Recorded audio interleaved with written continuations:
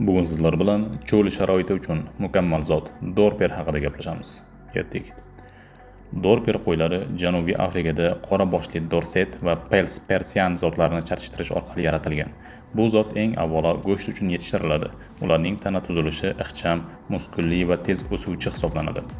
Dorper zotining asosiy afzalliklari: tez semiradi, 6-7 oyda 35-45 kg ga yetadi. Qattiq iqlimga chidamli, issiq, quruq, toshloq hududlarda osongina yashaydi. Yun emas mo'yna yili kelganda o'zidan to'kilib ketadi. Qirqish shart emas. Bitta yilda 2 marta tug'adi. Yuqori nasl berish salohiyatiga ega.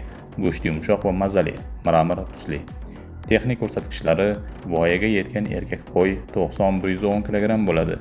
Urg'ochi qo'y 65-75 kg. So'yish chiqimi 55-60%. Tuxumlanish darajasi esa 90% dan yuqori. Qiziqarli fakt: dorperlar mo'ynasi tufayli sovuq va issiq ob-havoda o'zini yaxshi his qiladi. Shuning uchun ularni O'zbekiston sharoitida ham bemalol yetishtirish mumkin. Dorper qo'ylarining eng ko'p tarqalgan hududlari Janubiy Afrika, Avstraliya, AQSh, Meksika, Braziliya kabi davlatlar. O'zbekiston va Qozog'iston kabi Markaziy Osiyo davlatlarida ham so'nggi yillarda dorperga qiziqish ortib bormoqda.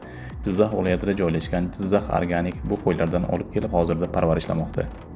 Bundan da qiziqarli videolarni o'tkazib yubormaslik uchun bizga obuna bo'lib qo'ying. Videoni do'stlaringizga tarqatib qo'ying.